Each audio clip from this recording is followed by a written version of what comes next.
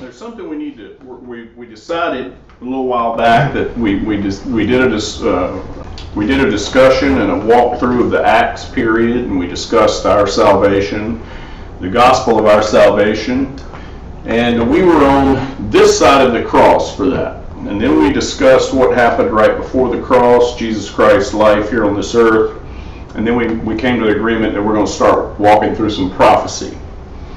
Daniel is a very unique prophet. He's definitely a prophet, but he was a unique prophet in that he was given the key, the structural backbone of the history of the world and everything that's going to happen right after his life ended, what was going to start happening.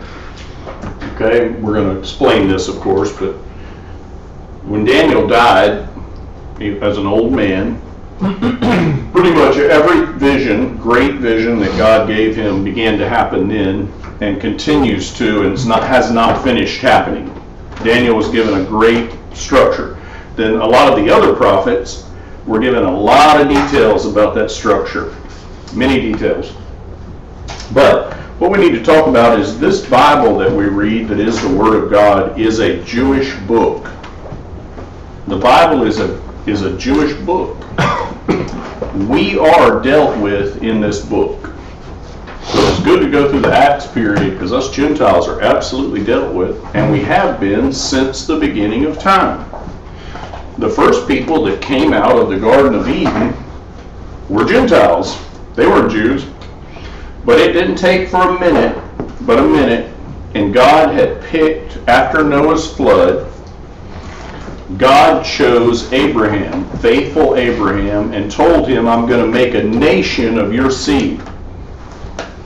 All right, so Abraham is the absolute physical father of Jews, him and his wife Sarah. Abraham's salvation worked like this. He believed what God told him. He was very faithful in what God told him. And that was just that.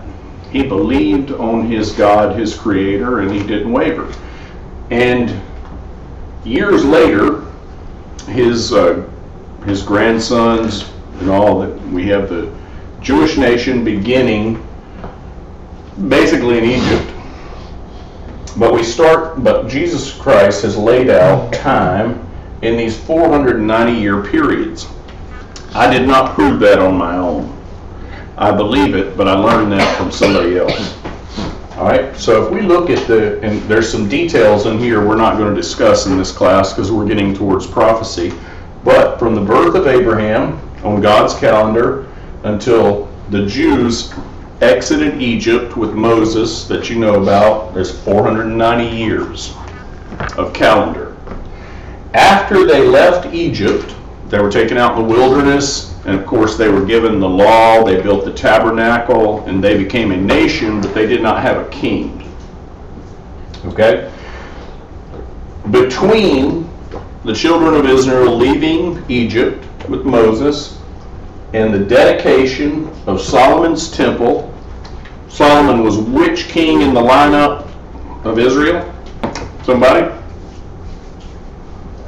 Come on, you know the story. Which number is he in the lineup? Solomon. God knows, she studied this one. You don't remember? Who was first? Let's just go through it. Saul, and then who was next? David, and then... And then who's Solomon? David's son. Number 3. He's the third. He was the third king.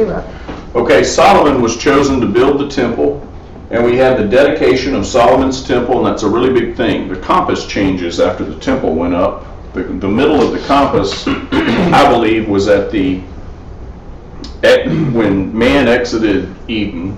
I think that was the center of the compass, God's compass. Then I think when the temple went up, I think that became the center of God's compass in the Bible. And really big deal here. And then we have another 490-year period, part of which is the book of Kings and the book of Chronicles. We've read it before in our Bible reading. We've all read about this. We've read through Chronicles. We've read through Kings. You know, Solomon dies. His son becomes king. Moving through the kings of Israel. And that's a period of time here And as we know, God got fed up with their manners. Believe me, their manners were no different than mine and yours. And we all know about the carrying away into Babylon. Okay, we're going to talk more in depth about why we know it was 70 years and how Daniel knew it was 70 years, but they were in Babylon for 70 years. Jerusalem was in ruins. Israel was not really a kingdom at that point, and the temple was torn down, burned up. All the valuables of the temple were in the Babylonian kingdom. The Babylonians are the ones that took Israel. They were the world power at the time. Israel rebelled, said, we're not going to work with you. They said, we will not work with you. And then Nebuchadnezzar sent his generals in, and they burned Jerusalem to the ground, tore the temple down, and carried the better part of Israel into Babylon. They were there for 70 years, and that's what we're going to be talking about, or the life of a man who lived in that 70 years. Daniel was a youngster when this happened, okay? This is the destruction of Jerusalem, the end of the kingdom of Israel. It had lasted several years and through many kings that you've read about. After Solomon, the kingdom fell apart in some ways after Solomon. It would come back and it would start to fall down and it would come back. But in Solomon's time, as you know, he was the wealthiest man that ever lived, the wealthiest kingdom on the planet that's ever been. And he did great things for Israel. And then you had a succession of horrible kings. And can anybody tell me a detail about Solomon's son who took the throne? What God did to the nation of Israel? It's very significant.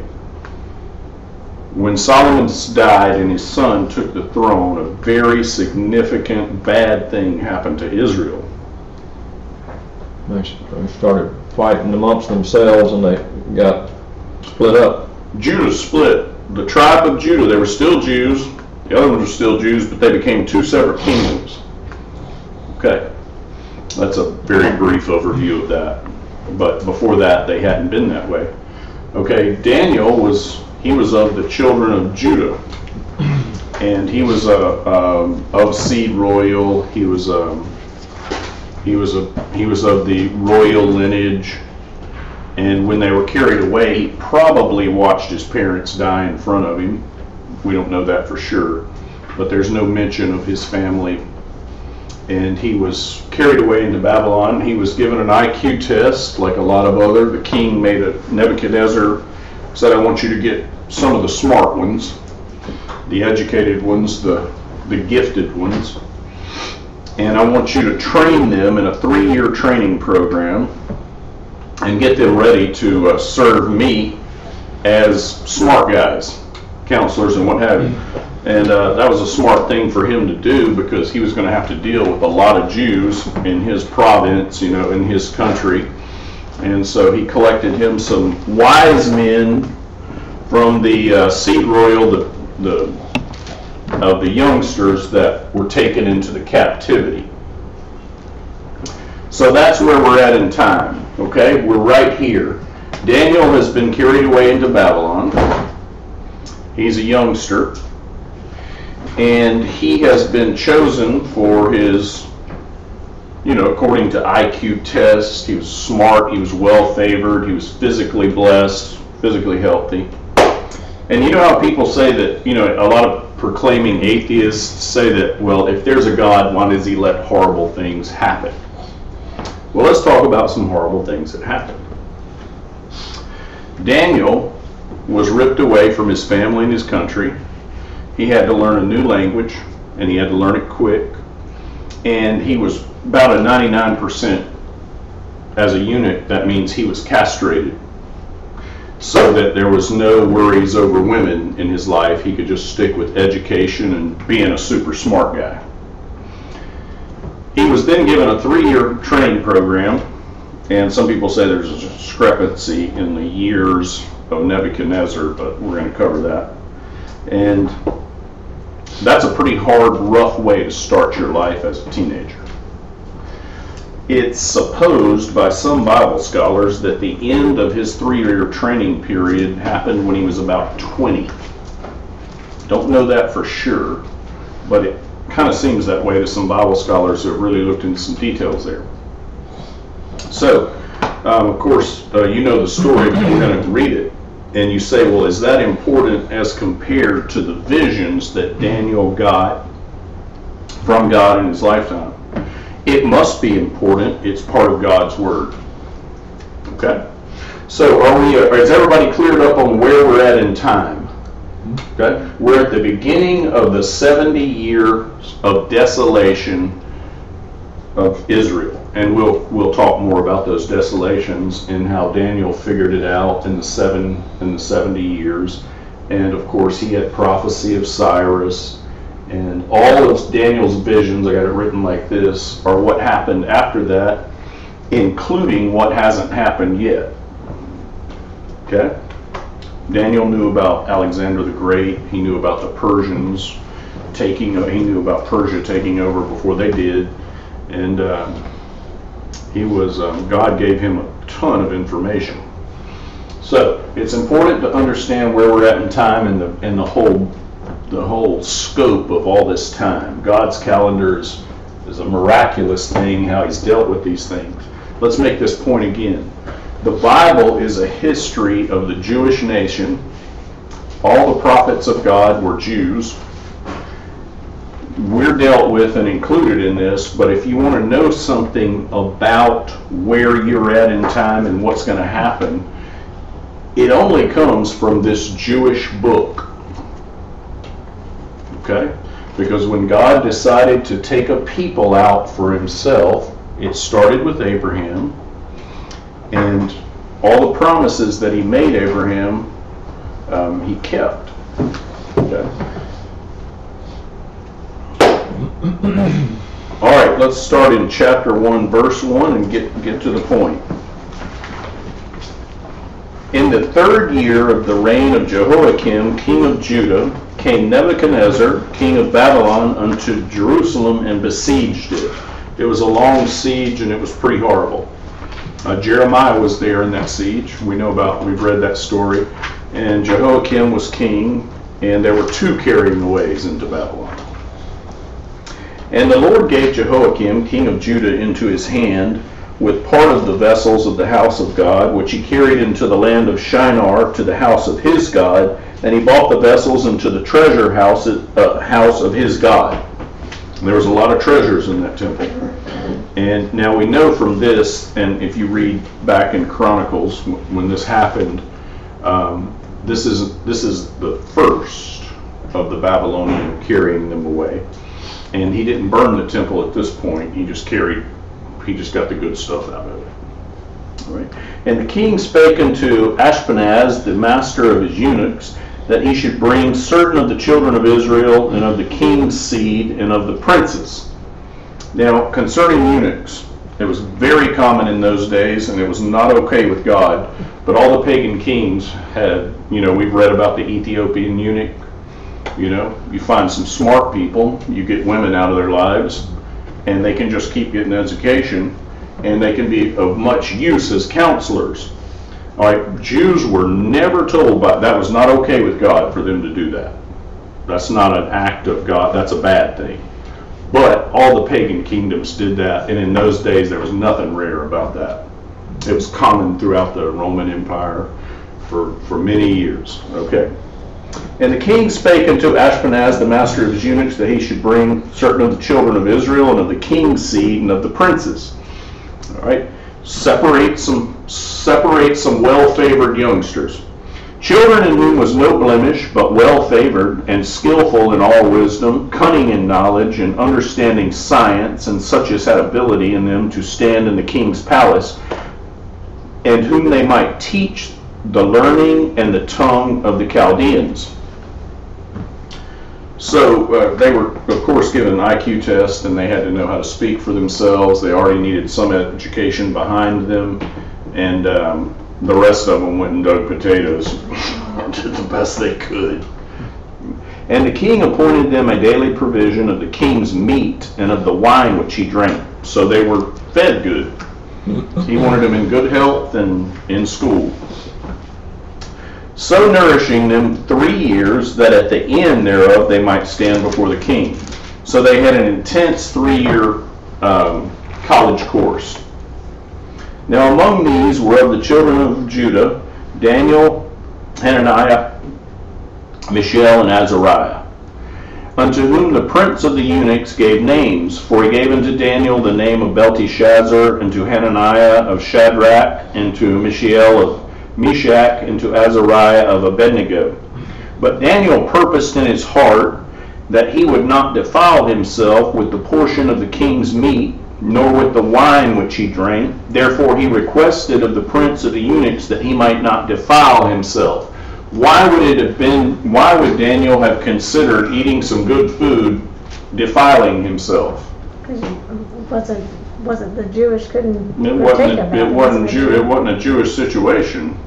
It was against the law It was against of the law. Moses. Well, yeah. All right. So even under these kind of harsh circumstances, he decided he wanted to keep the law. He was a teenager. I'm not sure what age. I don't know for sure, but he was. I'm thinking he was a teenager. Maybe he was 15 or so years old. Pretty intense move on his part. So he was a strong guy. Daniel was a stout guy. He was not confused. He had strength of will. Now God had brought Daniel into favor and tender love with the prince of the eunuchs. So God helped control this, and he was giving Daniel a break, keeping his hands around him. And the guy liked Daniel, thought Daniel was a good fella, and wanted Daniel to be all right. And the prince of the eunuchs said unto Daniel. Now Daniel's already made a request here. I don't want to eat this food. It's against my religion about what I do. So, and the prince of the eunuchs said unto Daniel, I fear my lord the king, who hath appointed your meat and your drink. For why should he see your faces worse liking than the children which are of your sort, that being Jews? Then shall you make me endanger my head to the king. You had to fear a monarch. And the king had told this guy, you better bring in some healthy, smart, educated guys at the end of this 3-year period when I want to talk to them. Boy, you're under pressure when you got to go stand in front of a pagan king after a 3-year college course, answer questions, and prove yourself. Okay? Then said Daniel to Melzar, whom the prince of the eunuchs had set over Daniel, Hananiah, Mishael, and Azariah, prove thy servants, I beseech thee, 10 days, and let them give us pulse to eat and water to drink. The pulse was probably something like hummus. Basically, it was beans. So it was something kin to hummus, which will nourish you to some degree, but doesn't say anything about them eating a salad or an apple. So, then let our countenance be looked upon before thee, and the countenance of the children that eat of the portion of the king's meat, and as thou seest, deal with thy servants. So Daniel had faith here in his God to make this work out. So he consented to them in this matter and proved them 10 days. And at the end of 10 days, their countenance appeared fairer and fatter in flesh than all the children which did eat the portion of the king's meat. Thus Melzar took away the portion of their meat and the wine that they should drink, and gave them pulse. As for these 4 children, God gave them knowledge and skill in all learning and wisdom, and Daniel had understanding in all visions and dreams. So Daniel had a special gift, and because these guys made a certain sacrifice and were loyal to their God and what was going on, God blessed them in this educational program. Now at the end of the days that the king had said he should bring them in, then the prince of the eunuchs brought them in before Nebuchadnezzar. And the king communed with them, and among them all was found none like Daniel, Hananiah, Mishael, and Azariah. Therefore stood they before the king. All right, so it keeps listing all their names. So Daniel had a little group, a little clique there with him, and they were all faithful. men. But Daniel had a special gift for visions and dreams, and that was for a purpose before God. And in all matters of wisdom and understanding that the king inquired of them, he found them 10 times better than all the magicians and astrologers that were in all his realm. Now you got to remember that even though Daniel was not involved in some of their education, he had to learn all that. And all the while he was learning that, he did not get carried away with big education. He separated the paganism from his own God and the things he knew. But he did have to know all about that. And Daniel continued even into the first year of Cyrus, first year of King Cyrus. Okay, if you look online and do some research, it don't take but a minute to find there's a lot of people who call themselves Christians, wearing a suit and a tie and carrying a Bible and go to church twice a week or whatever, who are diligent to try to prove that the Bible has problems and discrepancies. Think that through. That is Satan at work in the church.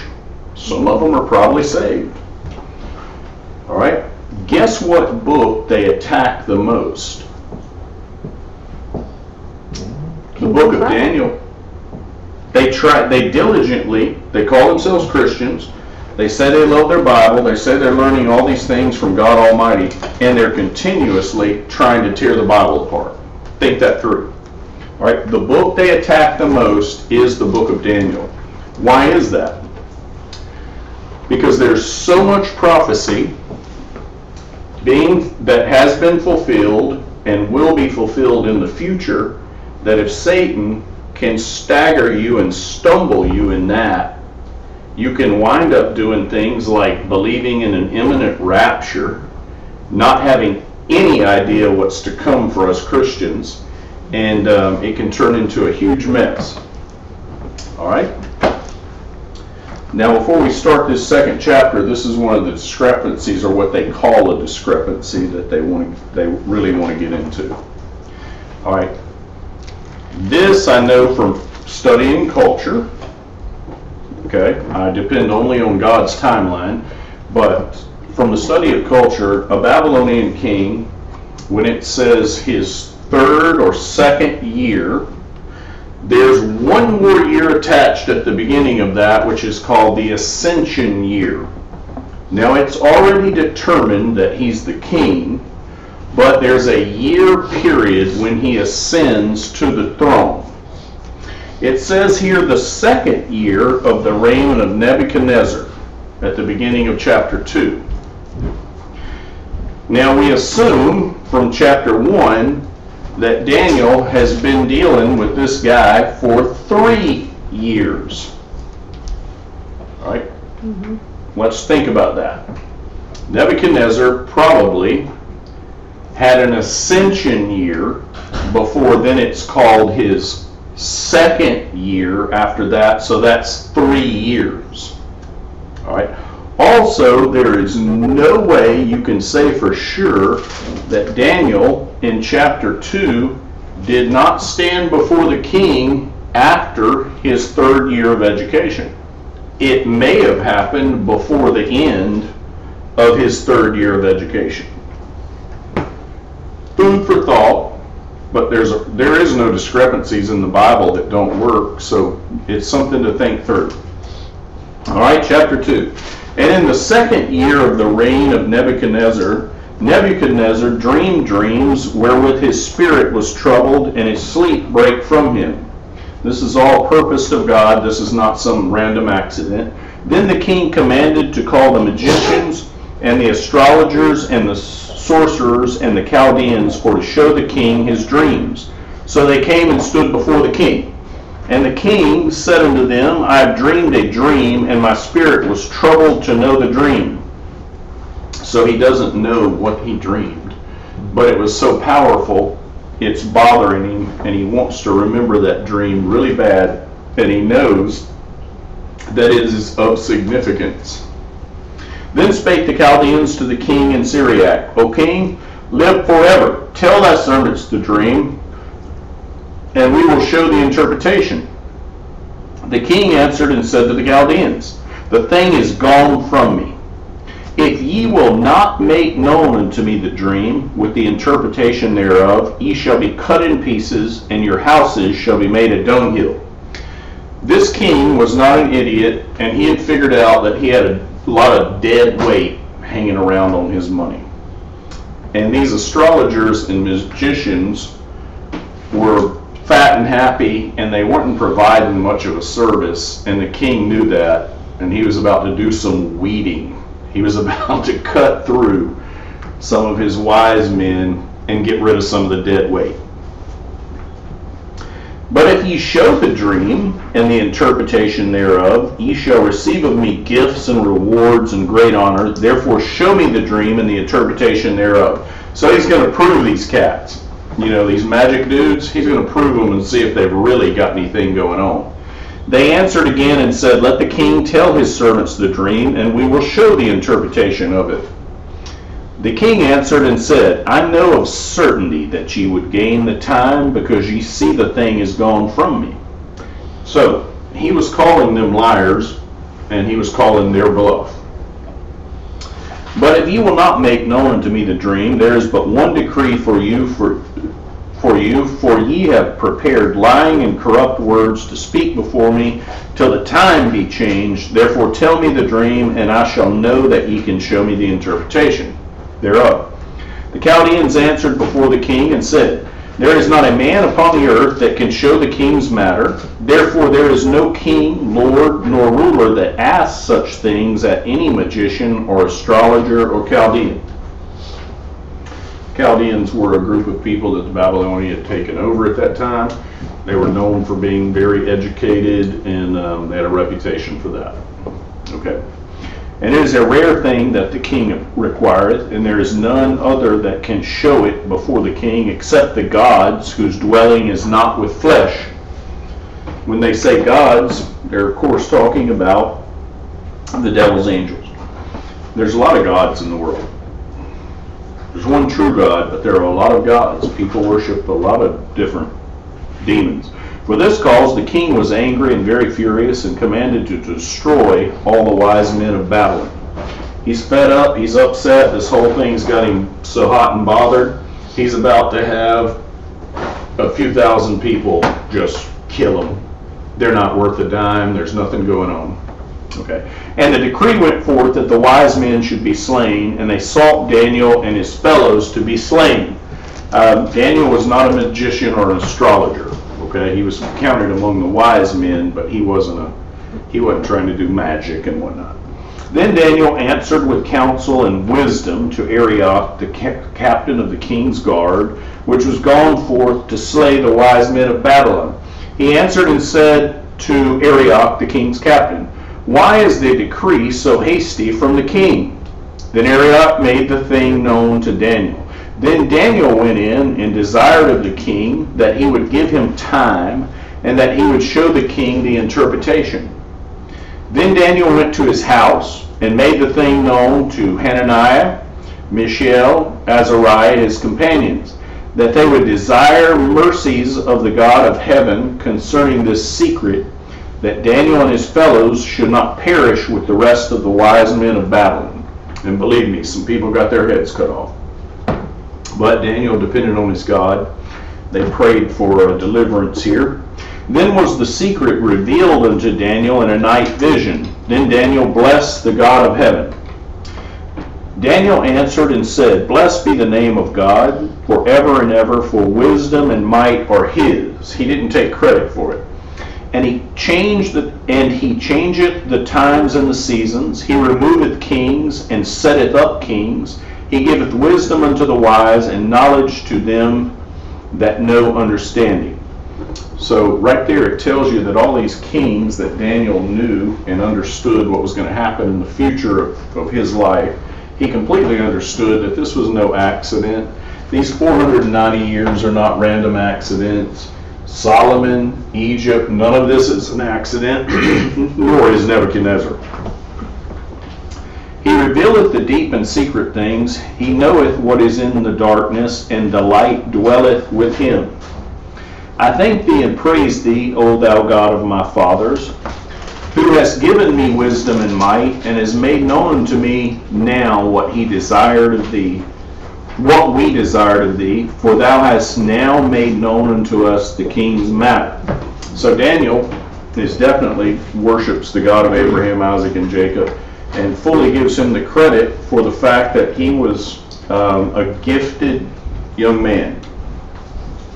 Therefore Daniel went in unto Arioch, whom the king had ordained to destroy the wise men of Babylon. He went and said thus unto him, Destroy not the wise men of Babylon, bring me in before the king, and I will show unto the king the interpretation. Daniel was smart. This Arioch was dealing with him in a sort of favorable way, so Daniel was giving him some credit because it would help Arioch in the future too. Okay? Then Arioch brought in Daniel before the king in haste, and said thus unto him, I have found a man of the captives of Judah that will make known unto the king the interpretation. This does not necessarily mean that Daniel had finished his 3-year studies yet. Does not mean he had finished his studies yet. At the end of his studies, it was the law. He did stand before the king again, but this may have happened before he was out of school. The king answered and said to Daniel, whose name was Belteshazzar, Art thou able to make known unto me the dream which I have seen and the interpretation thereof? Now, if Daniel had faltered at this point, he could have literally gotten his head cut off right there on the spot. Daniel answered in the presence of the king and said, The secret which the king hath demanded cannot the wise men, the astrologers, the magicians, the soothsayers show unto the king? So he set up like this. These guys couldn't do it. I get it. But there is a God in heaven that revealeth secrets. He didn't say, I can do this. He said there's a God in heaven, okay, that revealeth the secrets and maketh known to the king Nebuchadnezzar what shall be in the latter days. Thy dream and the visions of thy head upon thy bed are these.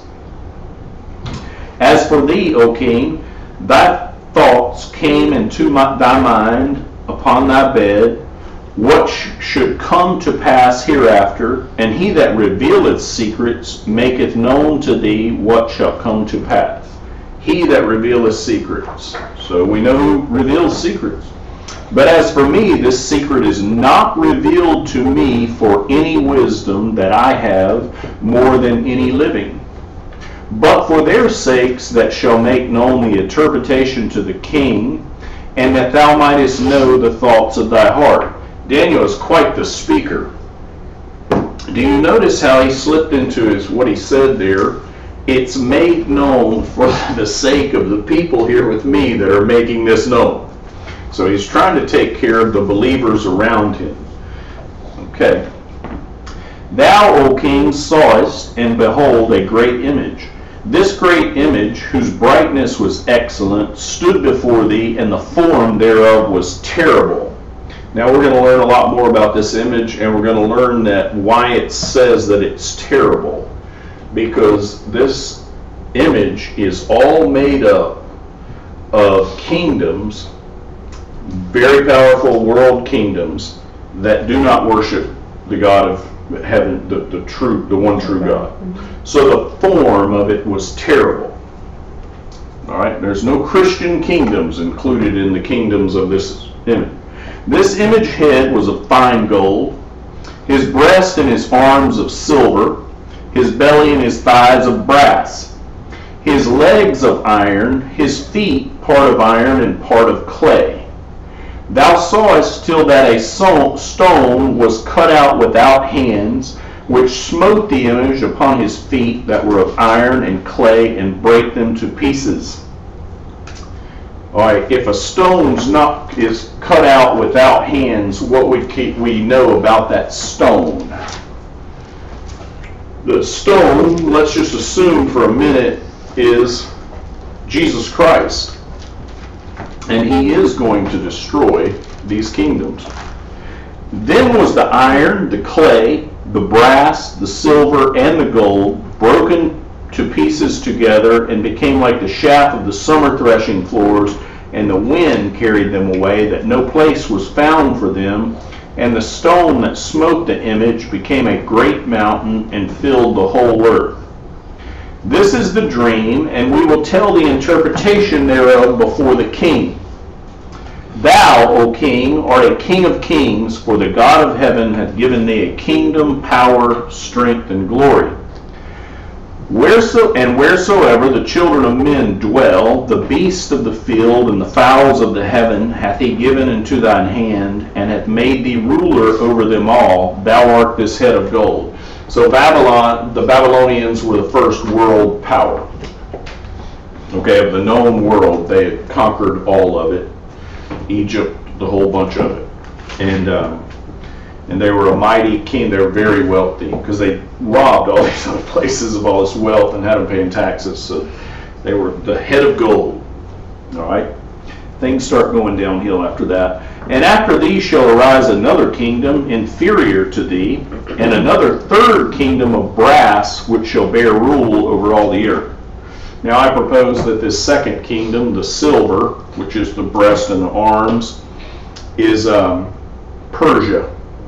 The Persian kingdom. They took over the Babylonian kingdom, and they did that in Daniel's lifetime within this 70-year period right here. Okay.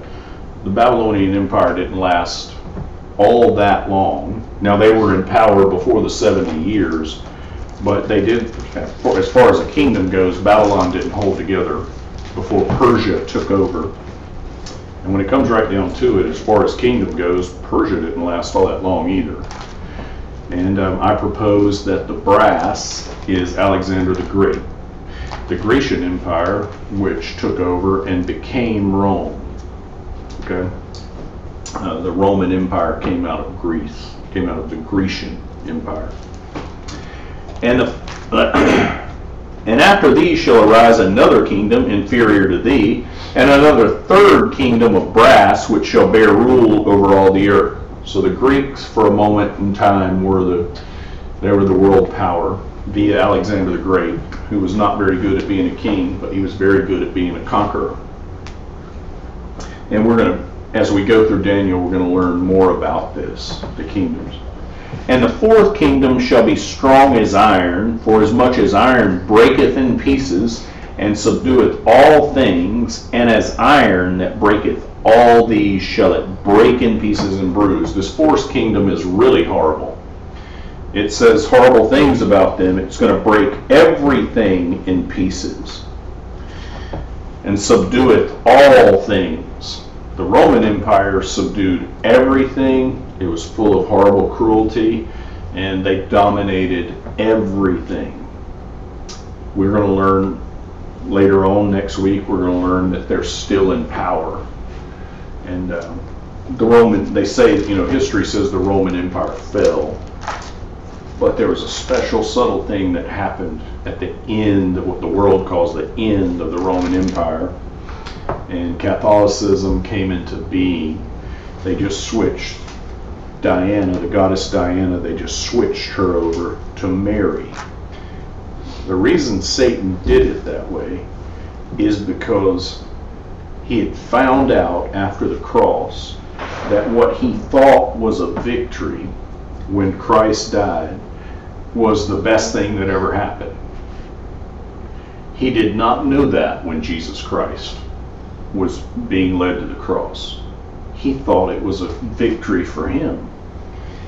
Then he finds out too late that Jesus Christ's death on the cross is the greatest thing that ever happened. So he had to revise his plan. So he said, I'm going to put that crucifix around everybody's neck. I'm going to put it on the walls of the houses, and I'm going to lie about Jesus Christ and his mother Mary.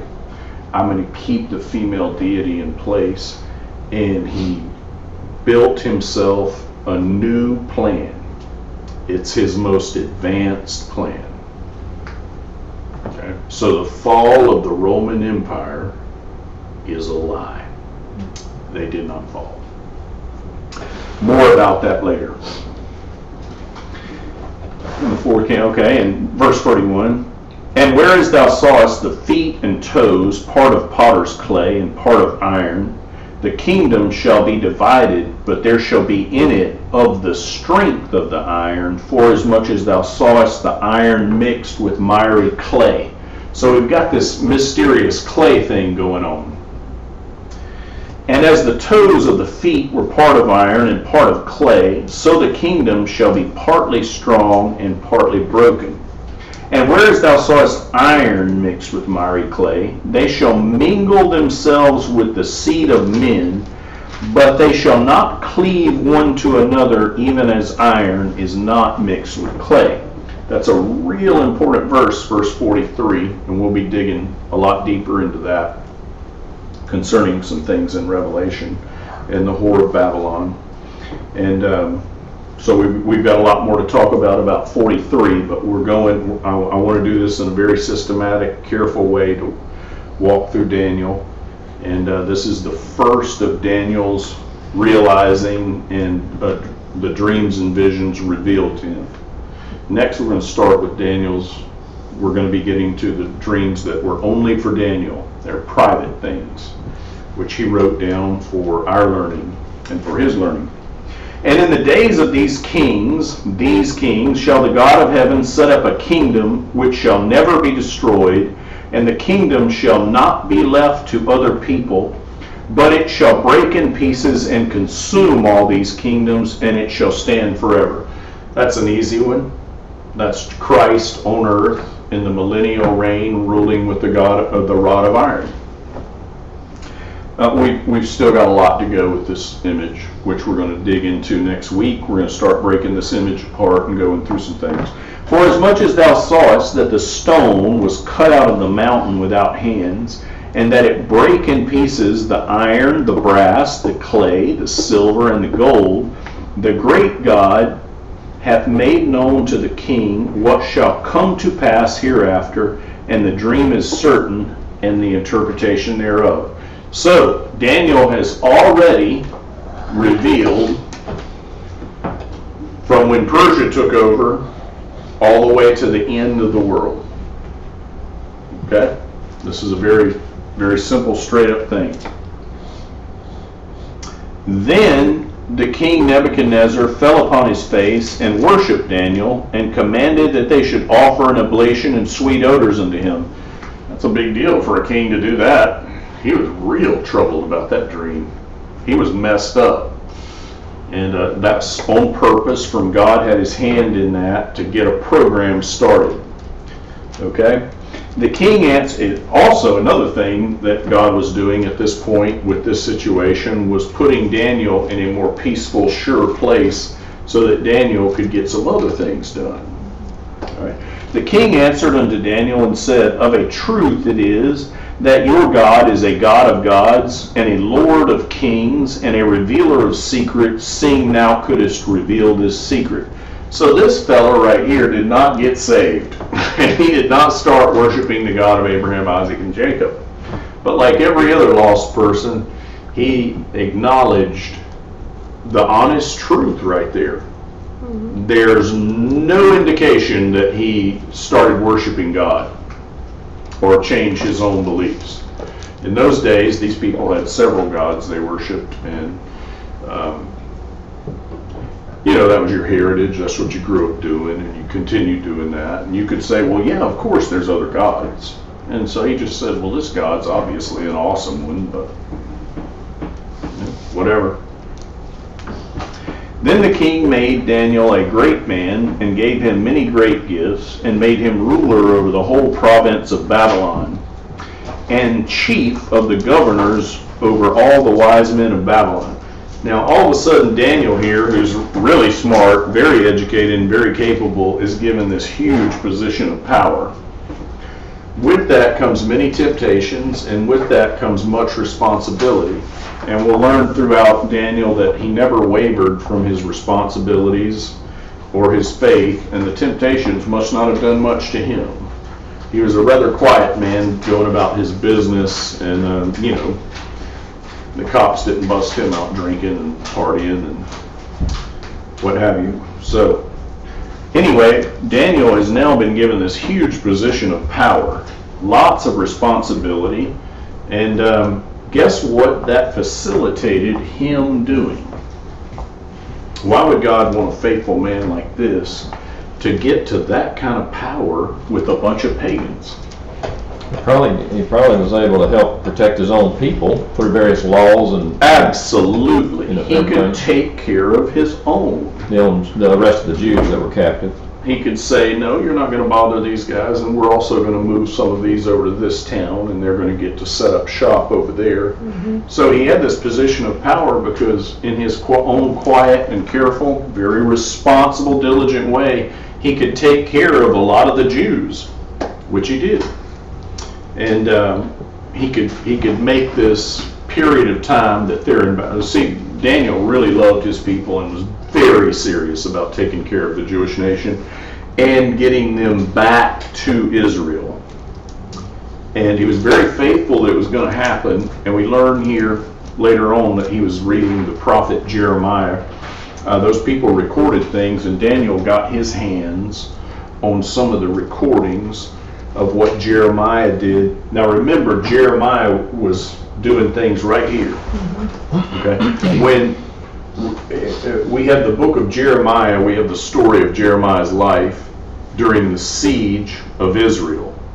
Okay? And all this stuff was being recorded, and Jeremiah was obviously writing things down, and Daniel, we learn later on in the book here, had got his hands on those writings, and also he knew that it was the Word of God. And then he understood that, I don't know that he ever met Jeremiah, I don't think he did, but he knew that Jeremiah was a man of God, and he knew that Jeremiah was writing down the inspired Word of God. So fascinating things to consider when you're reading this. Then Daniel requested of the king, and he set Shadrach, Meshach, and Abednego over the affairs of the province of Babylon, but Daniel sat in the gate of the king. So seeing as how those fellas stuck with Daniel from childhood up, and they were obviously faithful believers, we'll learn more about them as we go, and so Daniel made sure that they had positions of power too.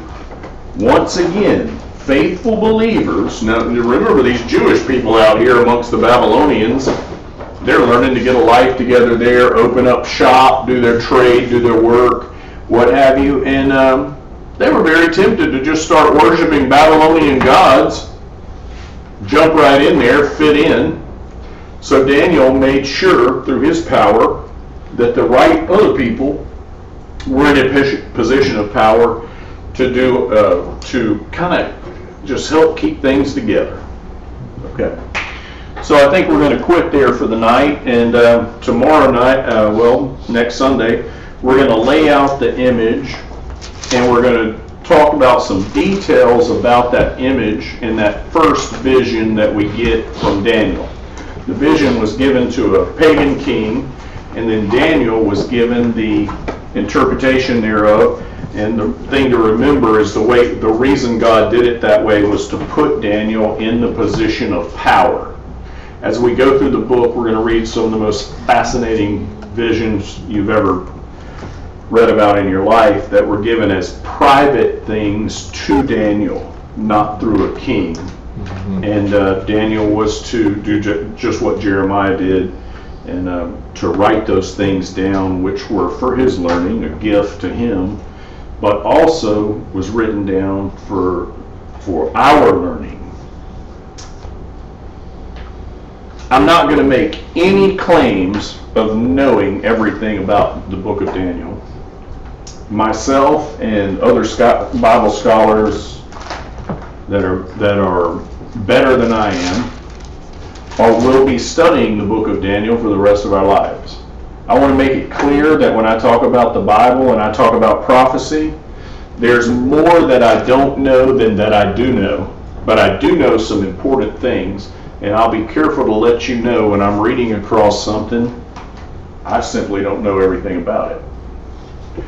And we need to keep that in mind. That's why we're supposed to study the Bible, because we all need to be tuned up and helping each other with these things. The Bible, like I've said before, is not designed to read through a couple of times and now you know it. The Bible is designed to be in us the Spirit of Christ, the Word of God, and it bears a lifetime of study. At the end of my life, even if I do 20 times better than I have done studying the Bible, I'm still not going to know it in perfection. I don't trust Bible scholars who always say they always have a ready answer for everything, and they never say that there's anything they don't know. I don't trust them. So let's make it clear that as I read through Daniel, I'm going to use some advice from David and from Clint, and I'm going to let you know when I'm perplexed. And if we ever go through the book of Ezekiel, wow, there's some mysterious things in there. Ezekiel also operated in this time. I don't know when he started or how old he was compared to Daniel. I don't know if they ever met each other. But Ezekiel also prophesied in this time, wrote down intense prophecy.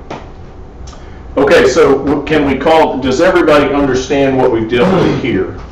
The history of the Jewish nation. Mm-hmm. The end of the Jewish nation.